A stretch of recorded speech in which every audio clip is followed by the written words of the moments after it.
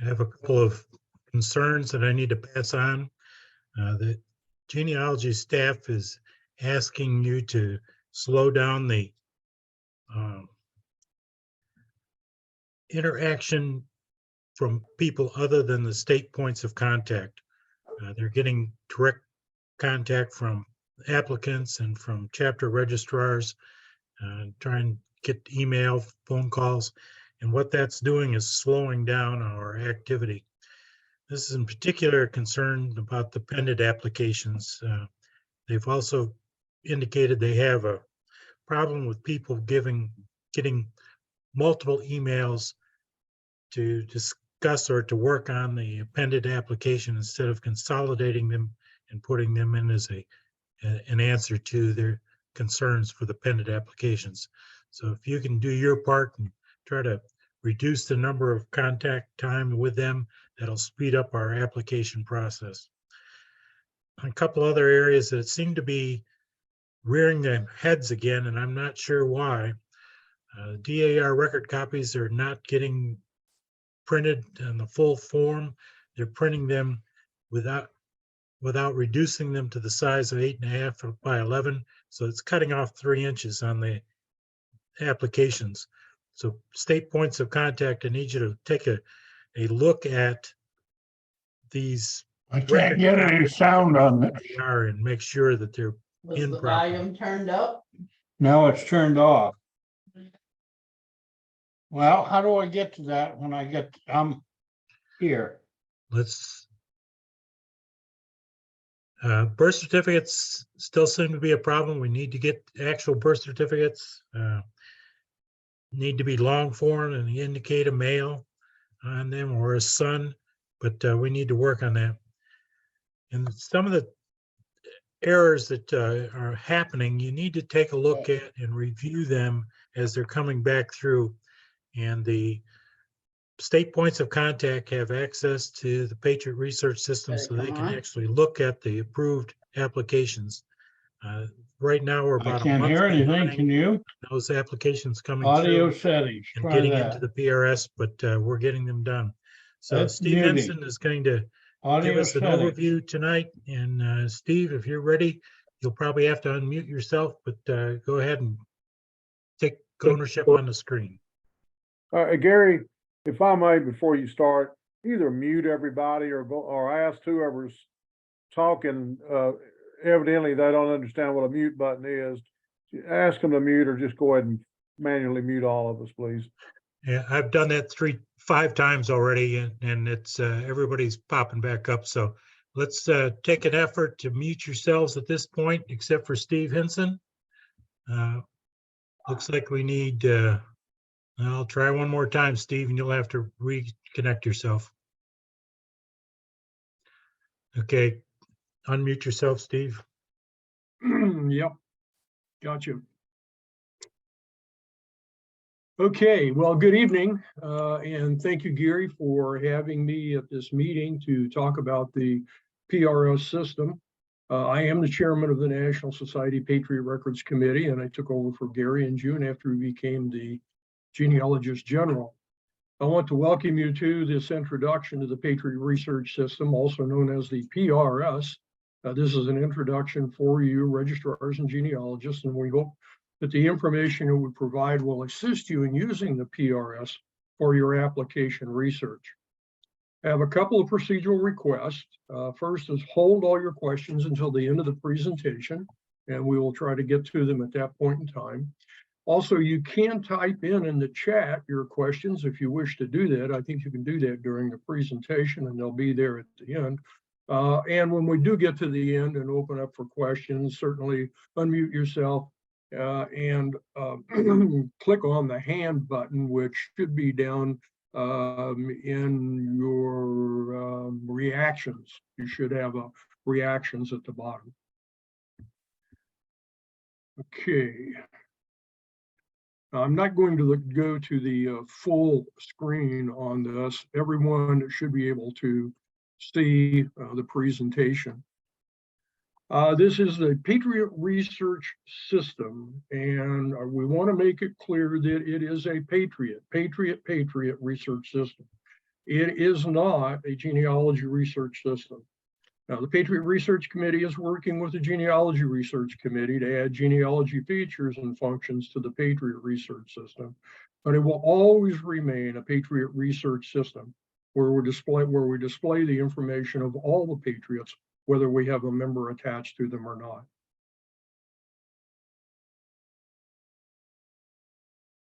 The PRS has come a long way since its beginning on the website in 2018.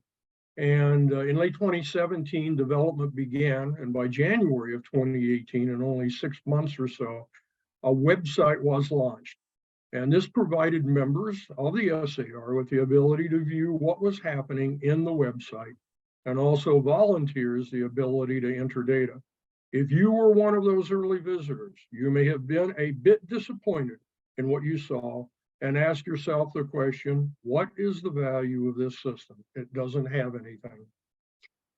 From 2018 to 2022, volunteers were very active in entering record copies of all applications between 1971 up through current new members. In 2020, the system began integration with the NSSAR systems by adding a single sign-on so that volunteers could sign in each website with one sign-on. This year in 2022, we have continued to add enhancements which provide integration with the NSSAR systems. New member records are now being received directly from the national database for entry. Enhancements to the Blue member database now allow the genealogy staff, state registrars, and the state genealogists to be able to have access to the record copy documentation, which is present in the PRS. Genealogy flagging, otherwise known as red flags, is available and is visible to all users. We continue efforts to standardize and to sanitize the data that is in the database.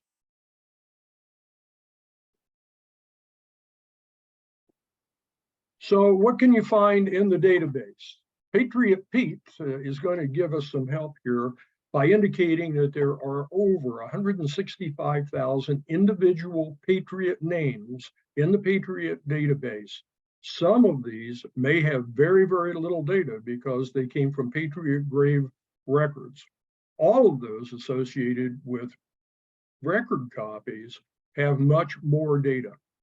169,000 application record copies have been put into the system, all having lineages that were transcribed by the volunteers.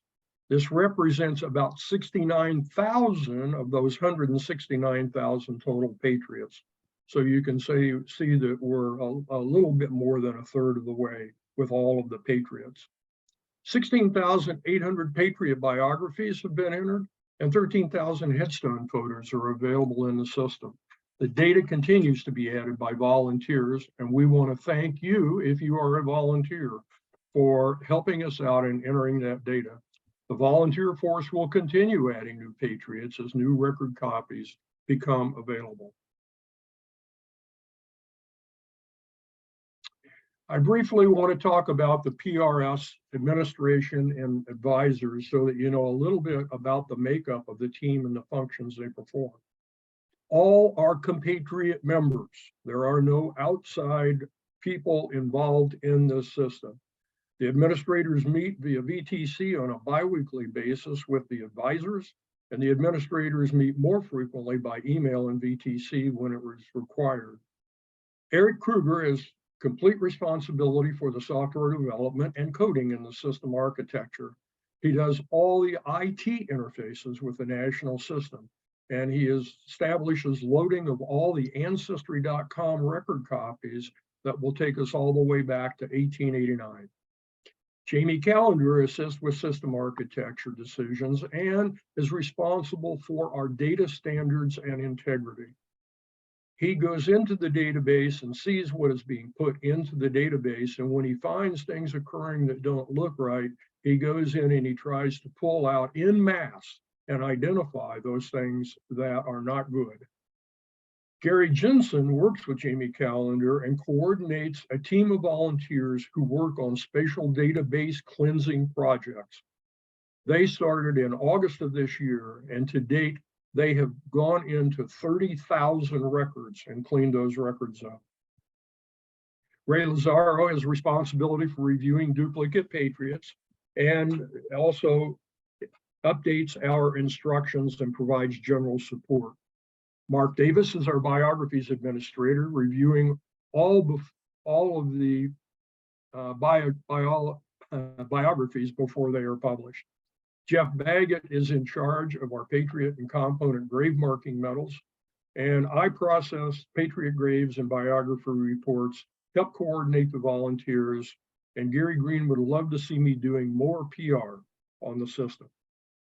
Our advisors are Gary Green, who currently is the Genealogist General, as we all know, and he was the immediate past chairman of the Patriot Records Committee.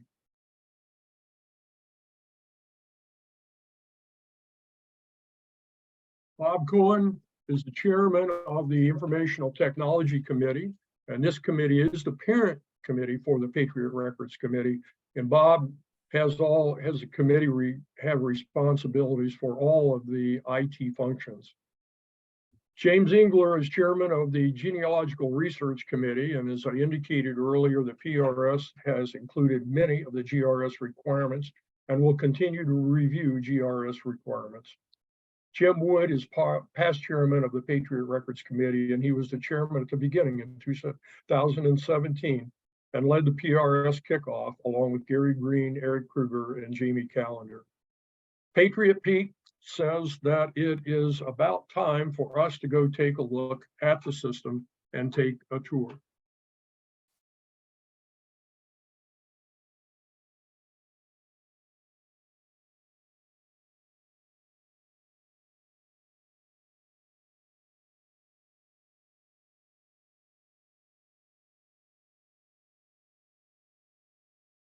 Okay, so you're familiar, I'm sure, with going into the SAR.org website. And what we're going to do is we're going to enter not through the login at the top left, but through the PRS. In the PRS, if you are a volunteer, then you would use the single sign-on method of logging in. And tonight I am actually going to use my wife's login because she happens to be a volunteer and I have so many administrative functions that I perform. Mine would blow everybody's mind. Cripe.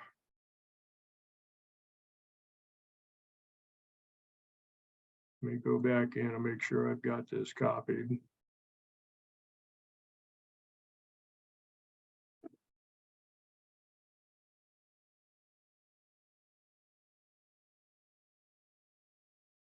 Here we go. So once you're into the PRS, you will see at the top, there are some tabs up there with various searches. You will also see in red letters down here the disclaimer, and let me just read that. The data contained within the Patriot Research System website represents the compilation of numerous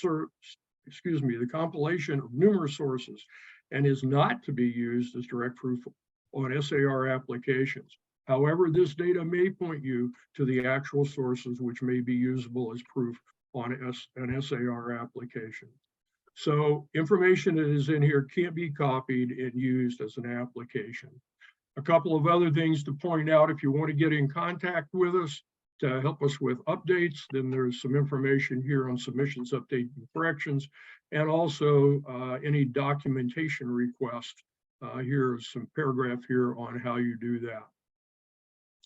So let's go in, first of all, and talk about a Patriot search. Obviously, that is one of the things that you do as registrars and genealogists, is people come to you and say, you know what, I've got a Patriot ancestor and I'd like to be in the SAR. And so you go into the search, and the search has a number of things that you can enter. First, you can enter the Patriot number, but the chances are that going in, you're not going to know that. So you're going to have to work with a surname, given name, and other data that might be here to help you search for that Patriot. At the bottom, whether you're a member or whether you are a volunteer, you will be able to search by DAR number. If that person comes to you and says, I've got the DA number, but DAR ancestor, you'll be able to put that in, or DAR family member, you'll be able to put that in and search on the DAR. I'm going to come back to the comparison here in a little bit, but you'll also be able to limit Patriots linked to the application. So, and this links them to only those that have applications on file. Otherwise, you're going to see a lot of Patriots. So I'm going to come up here and I'm going to put in Calendar, family name of Jamie Calendar, one of our members of our organization. And I'm going to go down here and I'm going to enable the comparison mode just so that I can show you what happens when we do that. So I haven't put in a lot of information, just the last name, and we'll go do a search. And here you see I have a page full of calendars who have come up. And in some searches, you're going to find you've got 14 or 15 pages of Patriots who are going to come up. And obviously at that point in time, you need to be a little bit more selective with putting in birth dates, wife's names, and that kind of thing. When you do get this screen that comes up, you will see there are several columns, has a lot of information in them. Those columns will help you look and search for your particular Patriot that you're looking for. Also in the indicators here, if you've never been in before, you'll see that some of these Patriots have a lot of indicators. Those indicators are identified down at the bottom as to what kind of information you will find in the PRS. For example, the little star, shooting star over here is the DAR logo. So this particular Patriot has a DAR number associated with it. I indicated that I went in on the comparison mode, and I did that just to show you what you can do with the comparison mode. I'm going to go down and click on the little box on the left, and I'm going to compare the two Philip calendars are there. Maybe there wasn't enough information for me to be able to see that information. So I'll click on the compare, and you'll notice that I've been double screen has been, not a double screen, but a double picture has been brought up with all of the different categories of information that there are down the left. And here is Philip Calendar III's information, and the other Philip Calendar here going off of our screen. But you can go then down through here and you can take a look at all the information and determine which Philip Calendar you might want to choose. So let's just go with Philip Calendar III here, and we will then be into the Patriot record for Philip Calendar III. What you see at the very top are red boxes that said Edit Patriot and search possible duplicates. Those are volunteer things only. So if you're going in as a member, you will not see those. Those are things that the volunteers use in order to put data into the system. You'll see down here 4 tabs. One is called the Patriot Detail, and a grave detail and biography, and then supporting documents. We'll take a look at each one of these quickly. In the Patriot Detail, you'll see a lot of information about the Patriot, Patriot service, birth and death, spouse, children, and sources for the patriotic service.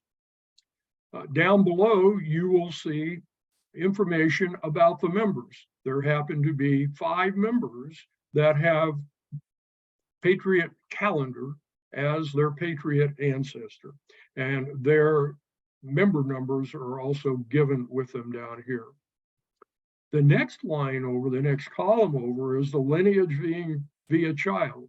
This is the descendant below the Patriot that is in the line of this particular member. It may help you in being able to isolate which one of the members that you need to look at to find data for that application.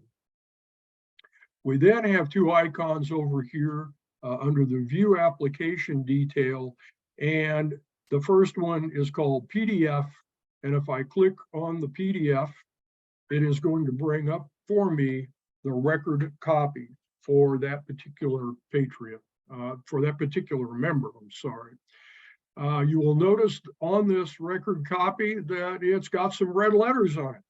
And you will notice, again, my wife's name is Vinnie. You'll notice that it has Vinnie Hinson and her email address on the side, and not in for NSAARU. It is for NSSAR use only. So you cannot copy this and put it in and send it in. If you need that application, you need to purchase it, or the person who is applying needs to purchase it. Okay, so I'm going to go back and we're going to take a look at the next icon, which looks like a little page with lines on it. And what that is the Patriot, the transcription by the volunteers of that record copy that we just looked at. Volunteers are required to transcribe those documents very closely to what the genealogist has put in. If the genealogist has marked out data, then you will not see that data entered in here. If he changed the data, you will see the changes to that data in here. So they very strictly have to follow what the record copy says in putting this information in. You'll see that there's only the first 3 generations are missing. That's for privacy reasons. When you start seeing the record copies that are coming in from Ancestry.com, you will begin to see those first 3 generations because they are already in the public domain in Ancestry.com.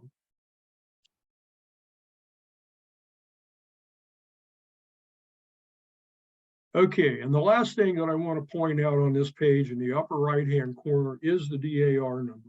If you're looking at this Patriot and you want to see what the DAR record looks like, you simply click on that and it hyperlinks you to the DAR website into the GRS page, and there is Philip Calendar in the DAR website.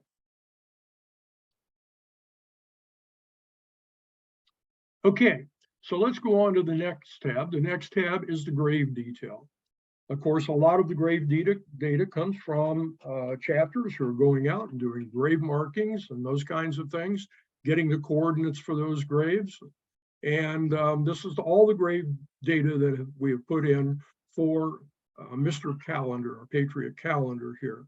All of it comes from either Find a Grave or from grave data that has been obtained through the grave markings, and some of it may even have been may have come from Google Maps. There's comments here, there's directions on how to get to the grave site, along with the cemetery GPS coordinates. And down at the bottom, if someone has gone out and has taken some pictures, you will see at least one, if not more, pictures down here that were taken at the grave site for Philip Calendar. And you can scroll through those and see what is there for those. So that is what we have for the grave detail. Oh, I went back too far. Okay, the next tab over is biography. And biographies, there can be more than one biography put in to the system. And the important thing, I think, for registrars and genealogists is it is another source for information on the Patriot. Now, it may not be service source, but there will be a lot of information about the family and who the children were and that kind of thing that you will find in these sources. So if you have to be researching that, you may find some good information for your application down in the sources. The last tab that I'm going to talk about here is the supporting documents. And this is a volunteer only information thing. You will be able to go into the volunteer database, the PRS database that has the supporting documents, and you'll be able to take a look at those documents and load those documents down so that you can have them to use. Okay. So that's all I'm going to say about the Patriot search. I'm going to go on now to the member search. And you would say, well, why would I want to use the member search? Well, you've got an applicant that comes to you and says, my uncle, Larry Hinson, happens to have a Patriot ancestor. I don't know who it is, but gee, I'd really like to be in the SAR. We don't know his national number, but we can go in here and we can put in his surname. And if you know the first name, you can put it in. In this case, it's me, but my first name is Larry. I go with my middle name, which is Stephen. And so we'll do a search on me and we'll see what comes up. And what comes up, sure enough, is my Patriot ancestor, Joshua Hadley, and two other supplementals that I have, John Lauda and Henry Bray. Again, you will see the record copy information here as a volunteer, or the transcribed lineage boxes that are here. Again, the red boxes are things that are there for volunteers to use. If you're a volunteer, you know what those are, and if you're a member, you will not see those. So that's how we would use the member search.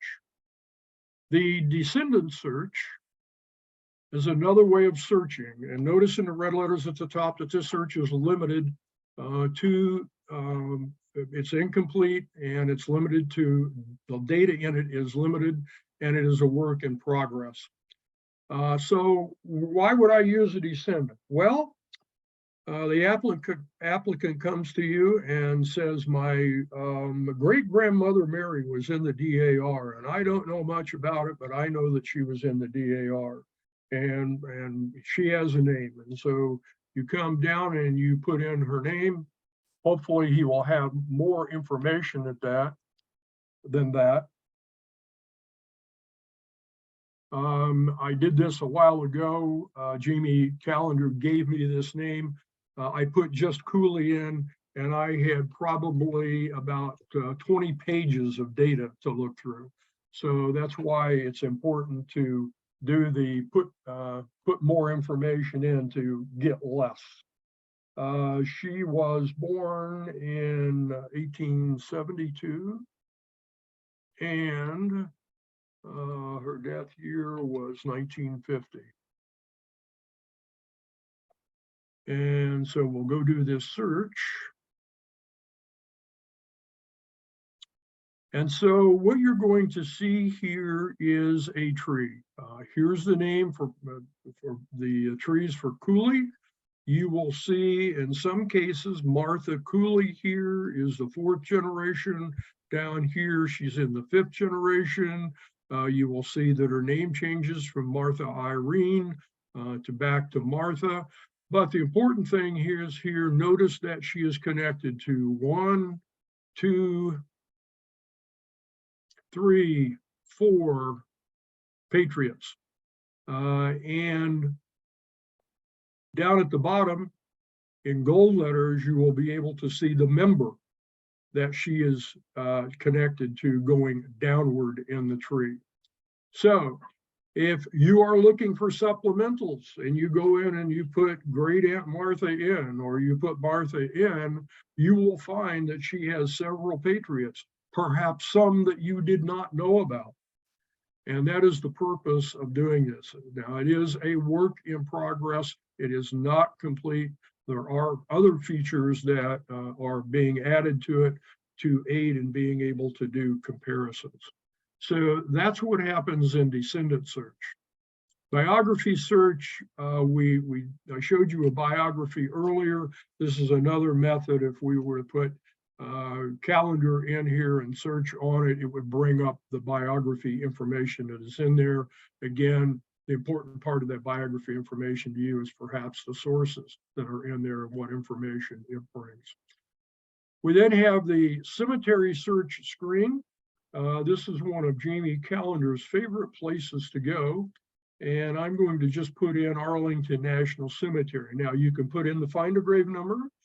You can go down and you can actually put in the city, / and county. And as you add words in down here in the city and county, it will start populating with what it thinks that you're trying to put in, and you can then select. but I'm going to put in Arlington Cemetery, and we're going to go here and do a search on Arlington Cemetery. And so what comes up is Arlington Cemetery, all of the patriots that are buried in Arlington Cemetery, again, with some information at the top so that you can select the patriot that you're after.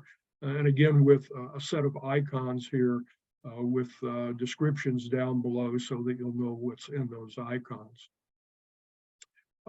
This is also associated with Google Maps. If you go over here to view the grave map, it brings up a grave map of the cemetery for you.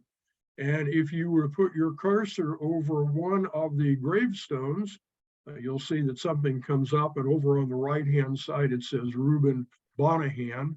And if you left click on that, it brings up Reuben's cemetery stone, and note at the top, it also has his Patriot number. So you can go in and you can search in cemeteries where we know that stone location is at, to take a look at that stone if it's not there in the system. So that is everything that I wanted to tell you about the Patriot Research System. I don't think that I have forgotten anything. And let me go back here to the end, stop share, and we'll go back to our tour. So we're back to Patriot Pete and doing the tour.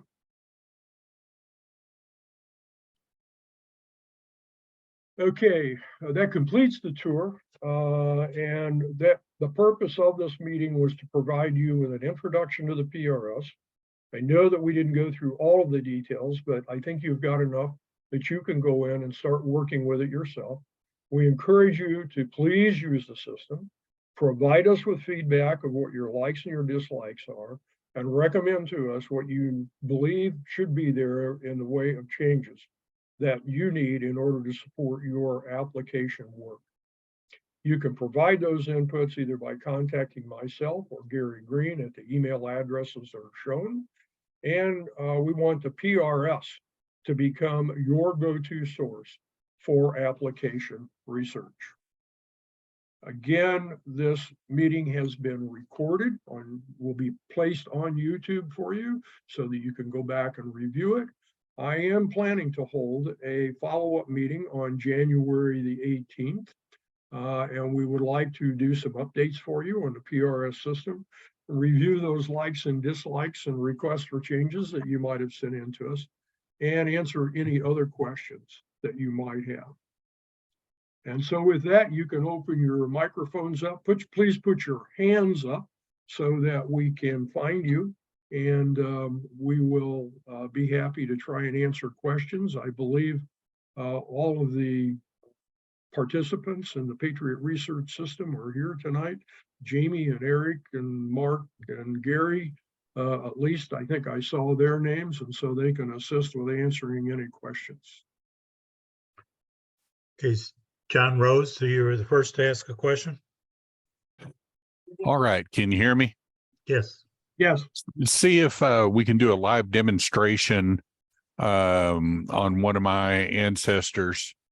I have edit privileges, but rather than me just putting it in, this might be a good opportunity, learning opportunity. It's SAR Patriot number P-281804, Richard Rose.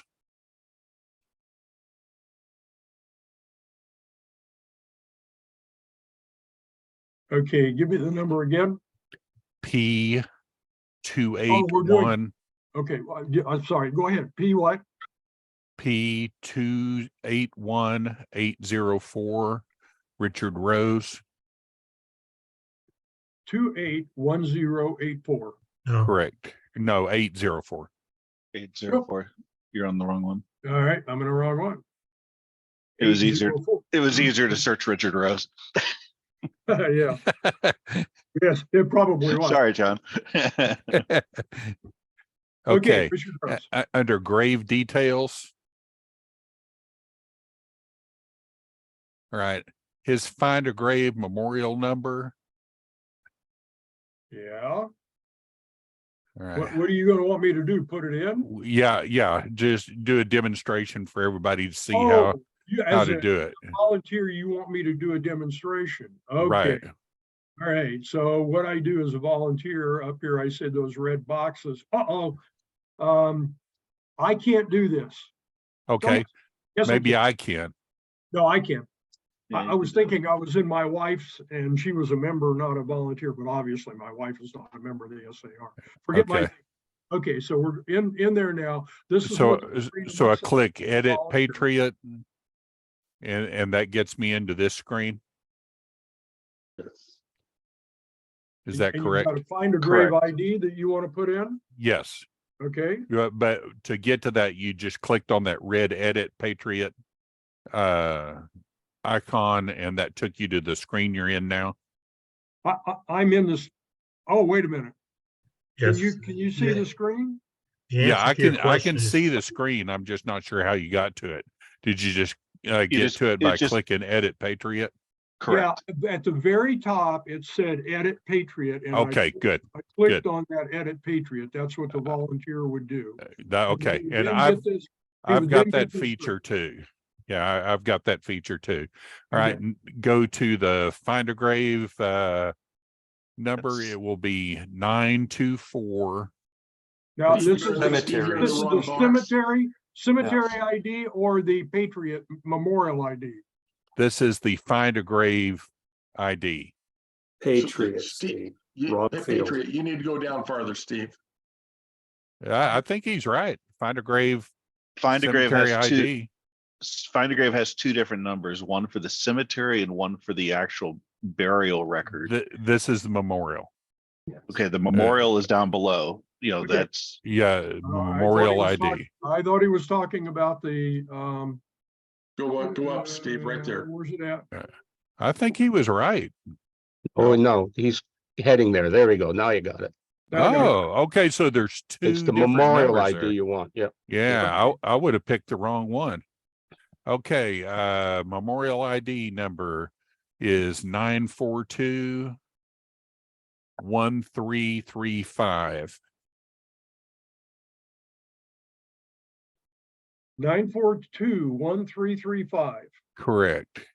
so as a, just as a word, as a volunteer editing these records, I would highly recommend you have the browser open, not only to this edit page, but to find a grave and do copy and paste. Right. Because That's it's what I've got. really easy to transpose numbers. Yeah. Thank Yeah. you. Here's the number, you know. Yeah, that's what I'm doing right now on my end. I'm just not doing the edit, but I've got Right. both screens open because I wanted to use this as a demonstration.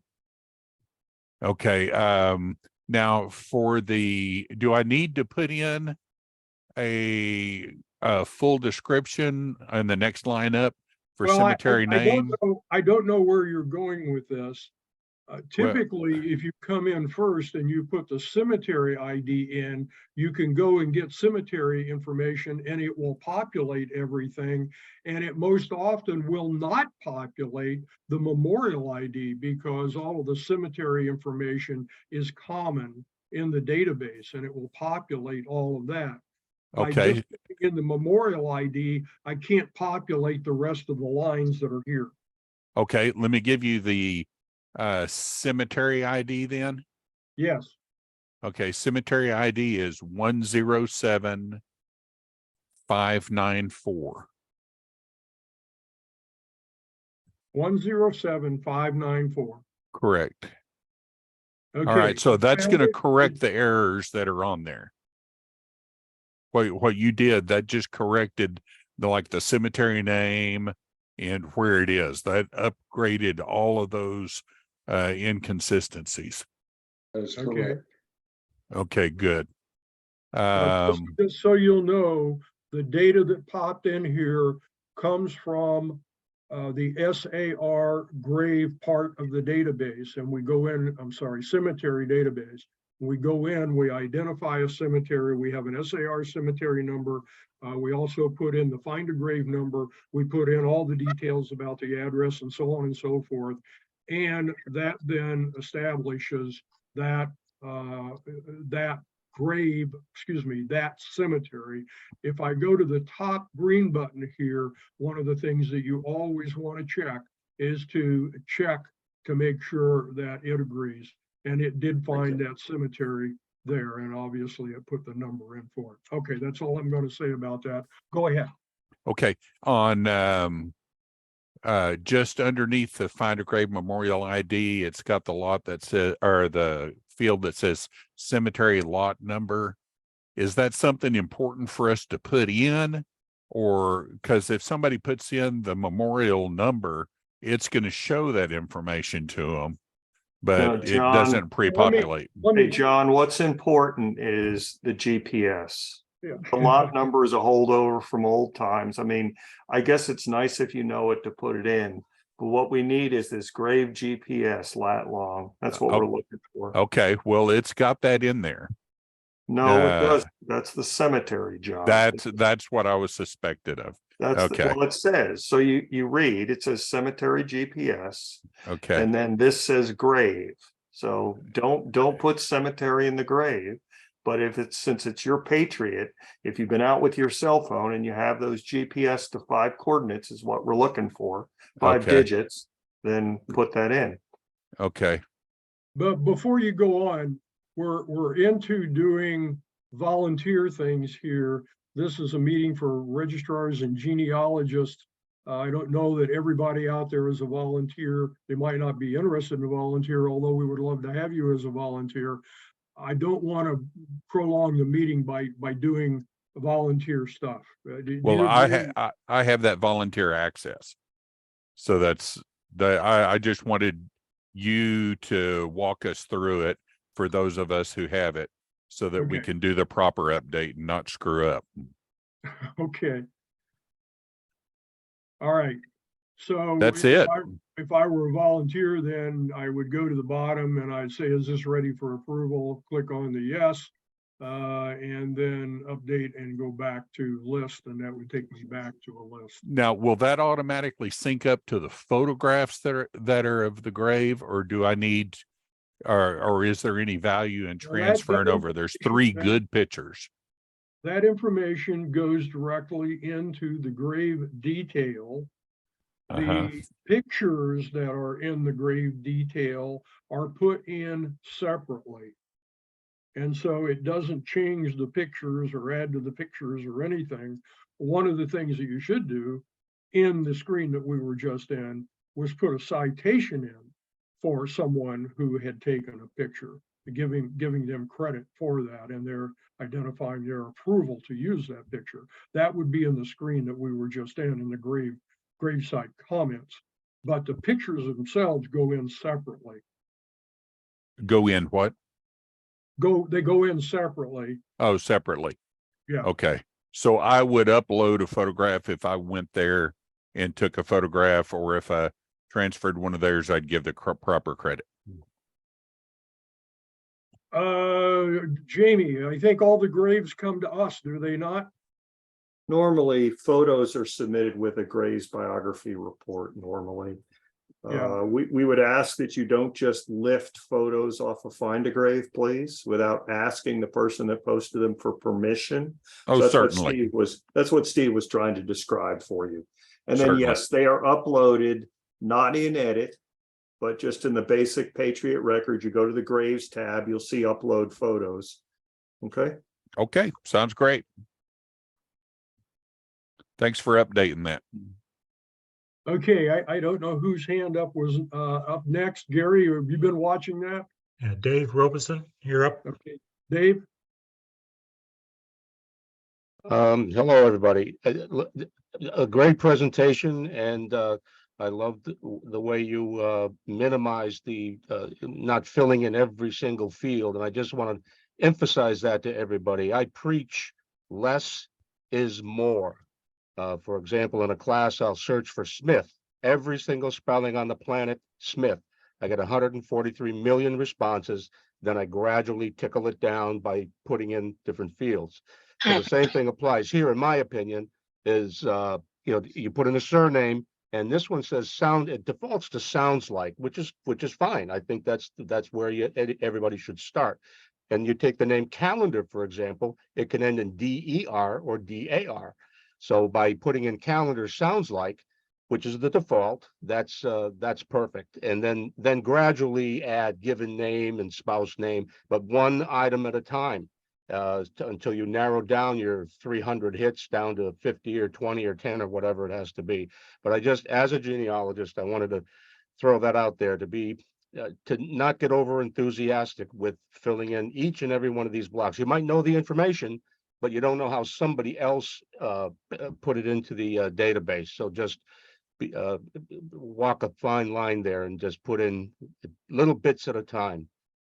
That's just Yep. my The other Thank things you. you could, the other things you can do in there is when you're looking at the given name, instead of populating the whole John, Joseph, you could do things like just put a J, get all the J's for that surname, and filter that out. So if you have, if you're looking for a John Smith, you could even do, J Smith, and at least you don't get, the A to H, A to I, and then K to Z. You just get the J's and, things like that as well, to help narrow fields and searching. Christopher Smithson? You turn Yes, your mic on? I got my mic on. Can you hear me? Yes, we can hear you. Okay. My question is slightly different. I know we talked about this before. If there was to be an issue with the Pacific Patriot that we have found that there's an issue, have we started to put any type of flag on it so that we're aware that there is an issue? Has that been developed yet or no? Well, can you describe an issue for me first? Well, say for example, that there's an issue with the Patriot service that we've now found, or there's an issue with the lineage that we're now not accepting applications for this line. Yes. Steve, can I answer those? Yes, please do. First, if the SAR record copy is so marked that it has flagged or an issue, that line item will show up in the transcribed record copy in the lineage comment statements that this line has been flagged for whatever specific reason. We don't issue flags in the lineage records until it shows up on the record copy. If it shows up in our research for the Patriot, where there are 1 to 20 Patriots, and we run across that the DAR has flagged that, or some other place, that there is an issue in using this line, we will put that in the Patriot research section, and it will show up also in the first box that comes up under the service records for his records. And it's usually put in red so it stands out for everybody when they open them. Yeah, so Steve, if you can allow me to share for a minute, I'll share some screenshots. That's basically what I'm asking. Is there screenshots that can be shown so that others can see it? Yep, I've got them open in another window. I think, I got to go out of share. I think Gary opened the share up to anybody, so I Yeah, think he opened it to me at least, so I could. Okay, so you should see a screen over here. When you have records that have been flagged by genealogy that they have some sort of problem, when you do a Patriot search, there's a new icon here, kind of a little warning sign that there's a problem. You don't know what it is when you see it from the enumeration list, but at least some application in that record has an issue. So when we go into that record, what you're going to see at the top is a genealogy statement. This must prove correct service, a description of why, and then as you go down below, you'll see a new column about genealogy notations, and this identifies which applications specifically have been flagged. These flags are coming from the genealogy staff, so it requires them to vet these out and then notify and apply the flags. Gary Green, as the genealogist general, is the one that goes in the system and has been applying these flags. But this is an example, for service. Here's another one for service. That one serves, but you can see not every application has to be, this is probably, well, maybe it should, but you could have different flags on different applications for the same Patriot. When that happens, if you hover above the little flags, you'll get the little message as to which one pertains. But the flagging concept is there in the system. Okay, and then two And other there's points to, and there's even, admittedly, as a member, and this is a view that a state registrar gets, which is really the same as the chapter, you can actually go see what all the flags are, in the whole system.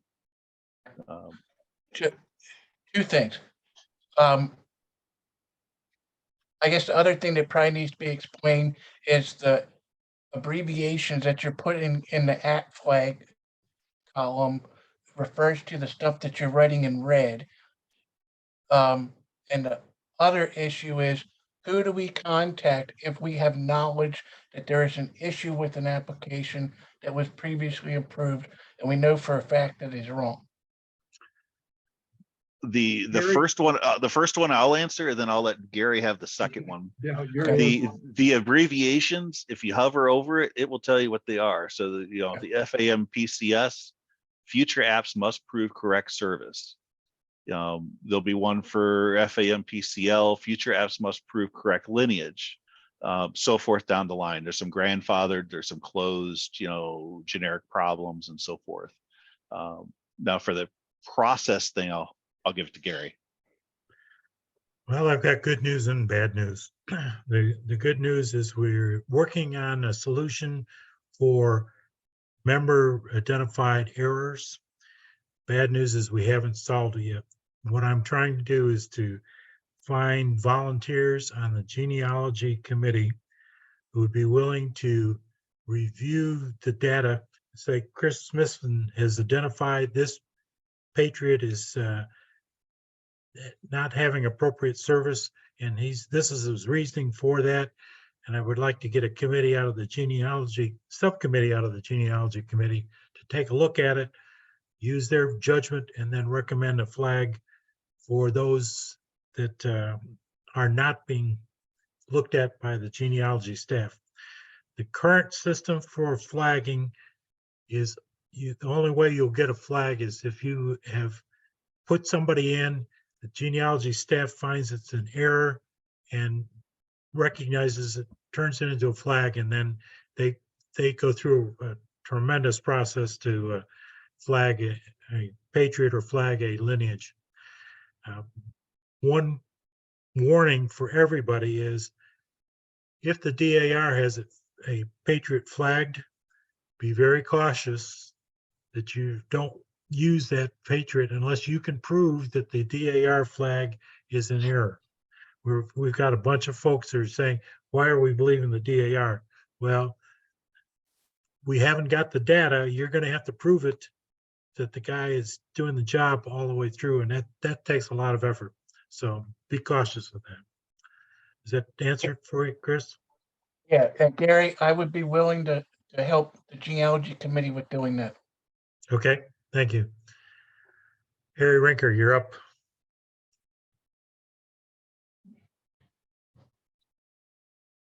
Harry? I just want to share an experience I had.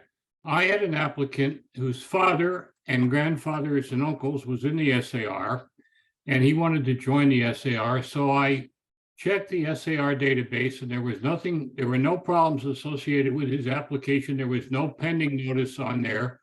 And then, so I used the SAR application. I have to admit, I didn't check the DAR. Well, it turns out that the genealogist checked the DAR, and the DAR had pended the applicant. Now, I asked the question, can we, or can some of us work on research and submit it to the SAR and clear that pending? And I was told, no, I have to get it cleared by the DAR. Now, is that true, or can I submit data to clear the pending at the SAR and the heck with the DAR? Well, there's a problem for us in the SAR, that we have a corrections file, which is what you're talking about, going back in and fixing something. But we don't have any manpower to man that corrections file. The corrections file that you would go to in the DAR, they actually have folks who are assigned that particular job. We have not pulled a genealogy staff member off to say, you're going to work corrections. There's Yeah, a file. Gary- Go Yeah, ahead. Go ahead. I'm sorry, Gary. I didn't mean to interrupt you. Go ahead. There's a file available. It's got data in it, nobody to manage it. And that's a failure that we haven't figured out how to answer in the SIR. But Gary, I've been told that for the DAR to clear a file, it can take years. Not months or days, but years. Mhm.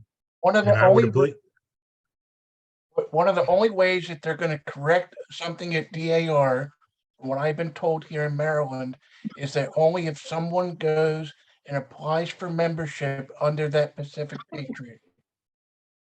Now, they did have a committee that was working on fixing that type of stuff, but I believe they were still doing it up until a little bit ago.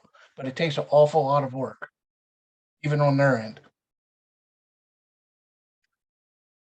Harry, is there a way that we can create a subcommittee that we could help one of the staff genealogists have lessen their load as towards what this gentleman was talking about, so that we can put together like a subcommittee and work on that, and then present the case on a case by case basis to one of the staff member or a group of them?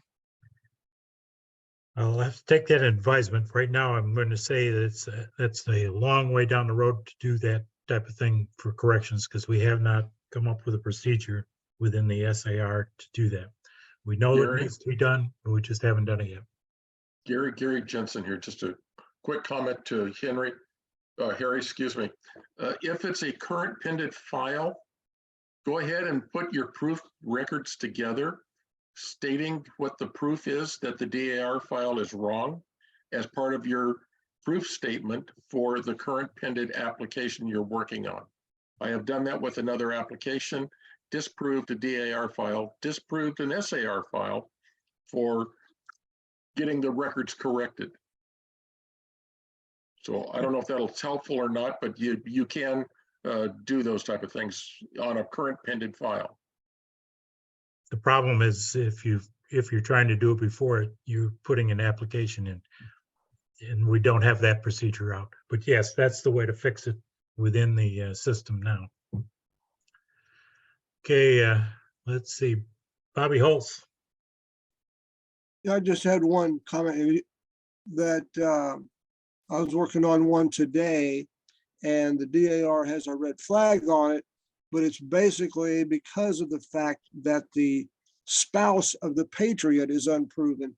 And all we would have to do is leave that off, isn't that true? If that's the only error, that's probably true, but I don't know that, I can't tell you for specifically, but the way you describe it sounds appropriate.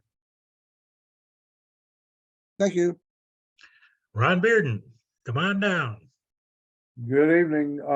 Back to the question about removing a red flag. I've had a few Patriots that were red flagged by DAR. Some are on service. I guess most of these were on service. And in one case, back when John Sinks was the GG, I contacted John and he sent me all the Delaware tax lists on a CD. And rather than go with malicious service, which had been red flagged, we'd put the same Patriot on a new application in on patriotic service. And so SAR accepted him on patriotic service because he paid a supply tax. And so basically we removed our own red flag because we chose a different service.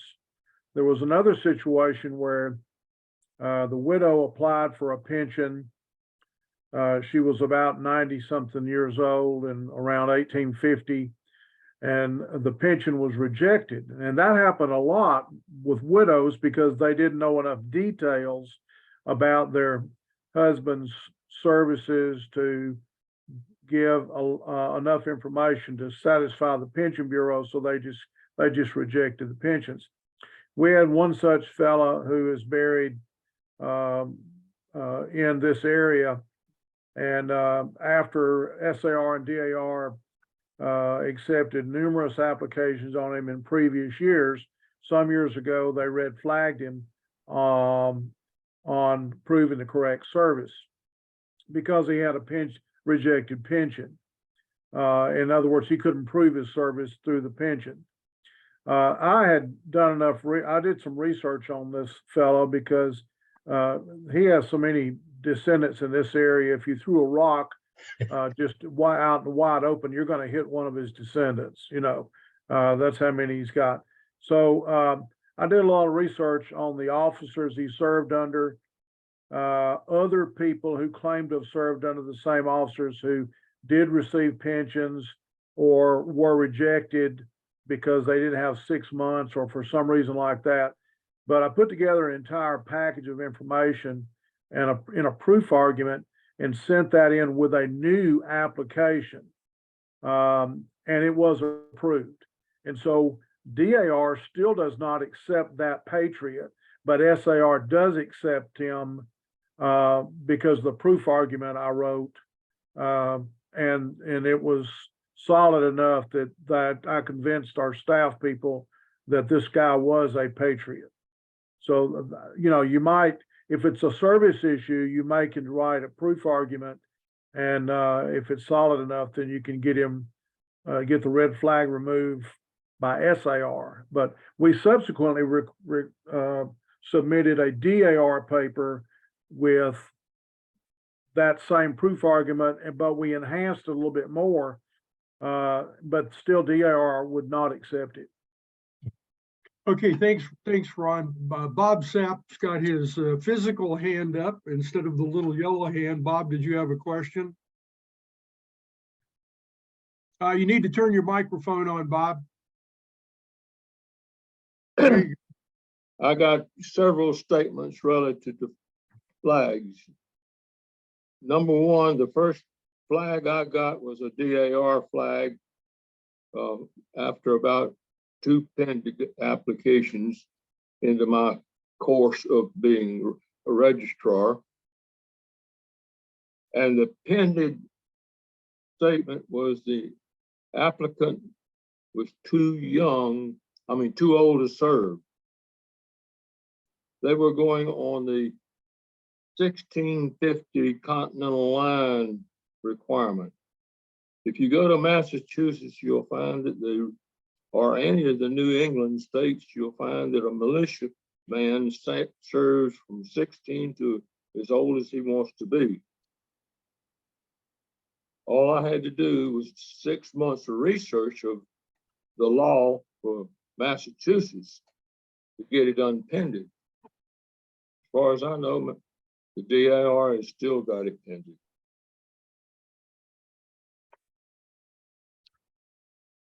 Okay, thanks, Bob. Anybody else with any questions? Gary, your meeting. Okay, well, thank you very much. Appreciate your input. Appreciate all the Patriot Records Committee members coming on board and helping out with the discussion.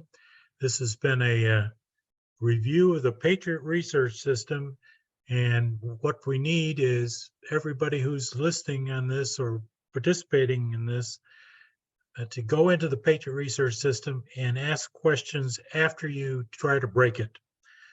Eric Kruger will fix whatever we find that needs to be worked on, but if you find some errors, please bring them to the attention of the folks who are running the system so that we can clean it up. This is an SAR database. It has nothing to do with any other organization, and the primary data comes from applications, graves, and biographies. So it could have some errors in there, but we're working on cleaning it up.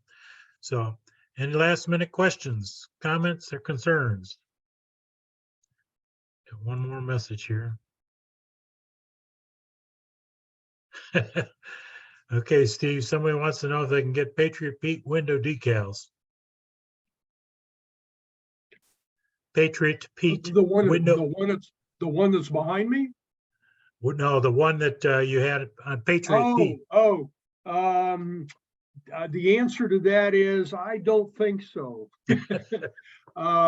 I obtained this off of Mark Davis. He did a set of slides for me about a month ago, and I said, "Where'd you get this little guy? Is he copyrighted and that kind of thing?" And he says, "Well, no, I know the guy who did the drawings, and he's now deceased, and I don't know that we can use them and copyright them and sell them or pass them out or whatever." So he allowed me to go ahead and use them. I will.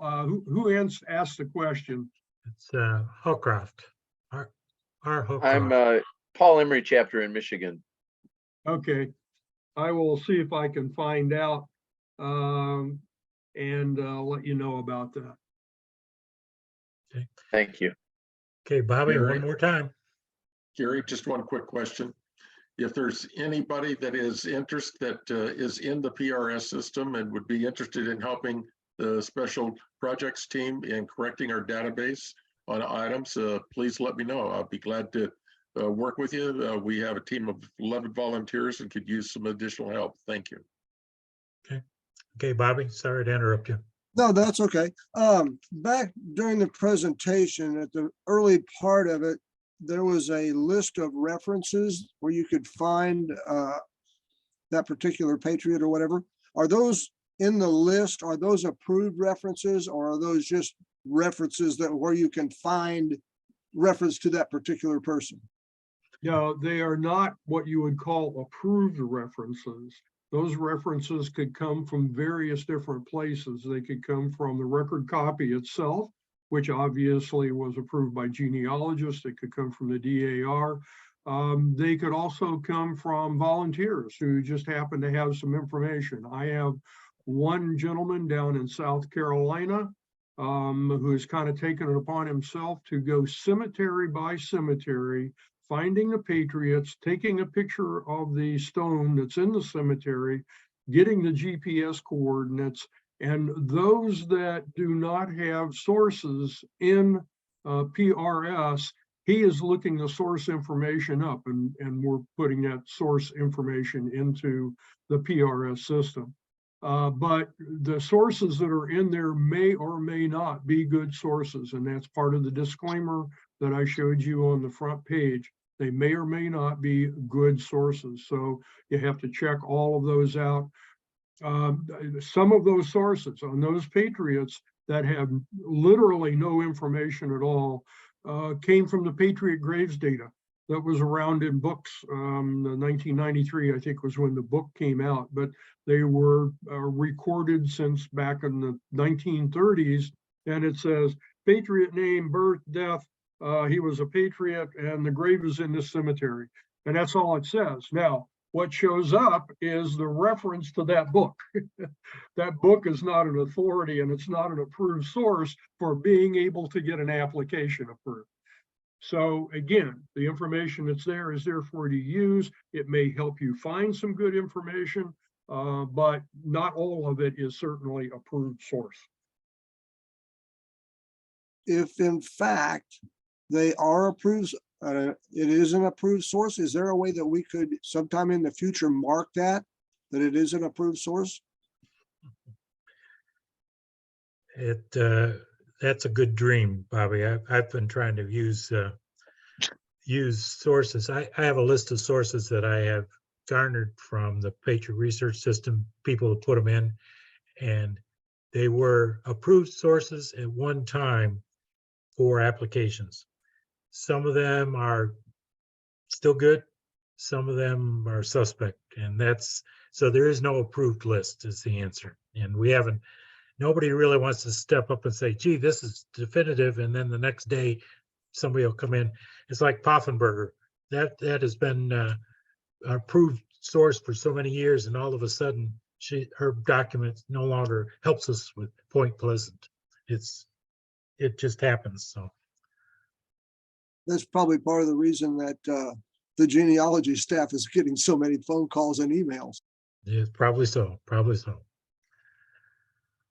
Okay, last minute opportunities, going. Thank you very much, gentlemen. It's been a good night. And we'll have this recorded. It is recorded and it should be up on YouTube channel probably the next day or so. It won't be on the website until after Mick Pitzer gets back from his vacation. So he's gone till the new year. So we'll have to work through that. Okay, thank you very much. Thank you, Steve Hinson, for your presentation. Good job. Thank you, Gary.